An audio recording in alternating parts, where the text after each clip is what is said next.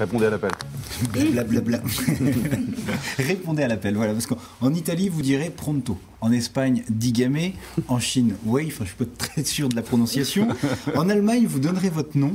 Et au Japon, j'aime bien cette formule, ce sera moshi moshi. Et chez nous, quand on décroche le téléphone, on dit...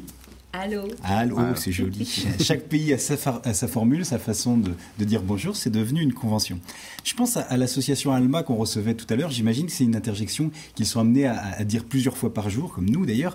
Et est-ce qu'on s'est déjà demandé pourquoi on disait allô? D'où vient cette formule? Eh ben, c'est l'expression du jour, l'interjection du jour. Il y a une vraie explication? Oui. Voici même 3 explications, vraies de vraies, à peine inventées. À vous de retrouver la véritable. C'est la partie interactive de cette chronique. Première explication. Alors en fait, allô doit sa source au mot anglais allo, H-A-L-2-O. Et ça remonte au berger normand qui s'est installé en Angleterre après l'invasion de Guillaume le Conquérant au XIe siècle. Catherine vous regarde du coin de l'œil en se disant qu'est-ce qu'il va me raconter? Méfiez-vous. Oui, les bergers normands, tout à fait. Et en fait, pour s'appeler entre eux ou pour rassembler les troupeaux, eh bien, ces bergers criaient allô. Cette interjection signifiait attirer l'attention à distance. Alors avec une telle définition, c'est ce mot-là qu'on a employé lors de la première communication téléphonique. Alors voilà. Deuxième explication. Vous le savez, quantité de mots passés dans le langage courant étaient au départ des noms de famille.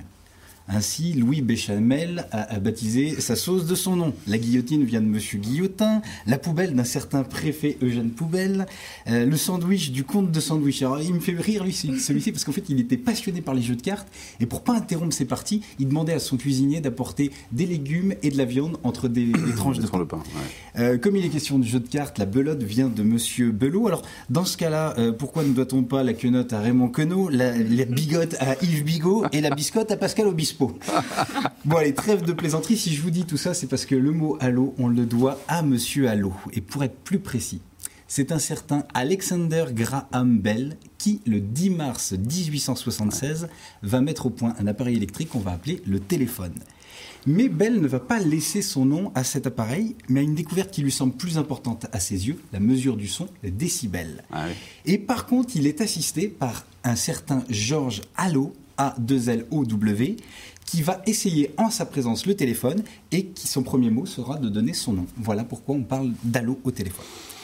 Troisième et dernière explication, la plus simple, la plus courte, mais pas forcément la plus vraie. En fait, notre allô vient d'une déformation du mot hello. Alors voilà les 3 explications, nos bergers, Monsieur Allô ou pas hello. Mal. Très bien. Écoutez, on garde le suspense et on verra ça dans la troisième.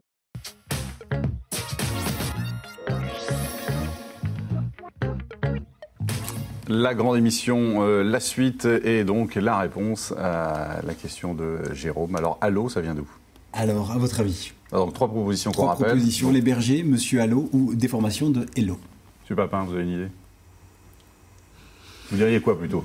Voilà, je vais donner ma langue au chat. Hello. Hello, d'accord. Catherine?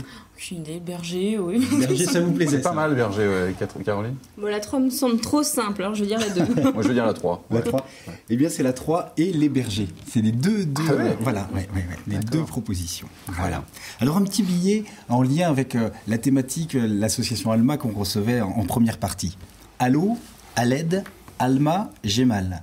Voyez-vous, il n'y a pas que dans les chansons de Claude François que le téléphone peut pleurer. Do, ré, mi, fa, sol. Voilà la gamme des solitaires qui se chantent en clé de sol pleureur dans les arrière-sols des bistrots. Do, ré, mi, fa, sol. Seul avec sa solitude à chercher l'âme seule, personne à qui parler. Alors quand le bonheur ne fait plus crédit, on marche seul, la boussole en poche. Elle n'indique pas plus loin que le bout de ses épaules. Épaule nord, épaule sud. Voilà, on fait le tour de soi, personne autour. Peine et désespoir qui s'amoncelent, on n'en peut plus. Mais heureusement, il y a une association Alma. Il est un numéro où l'on est écouté, où l'on compte et pour qui on est précieux. Alors oui, le téléphone peut pleurer, mais contrairement à la chanson de Claude François, ici, les mots ne se meurent pas dans l'écouteur. Très bien, merci beaucoup. Merci Jérôme.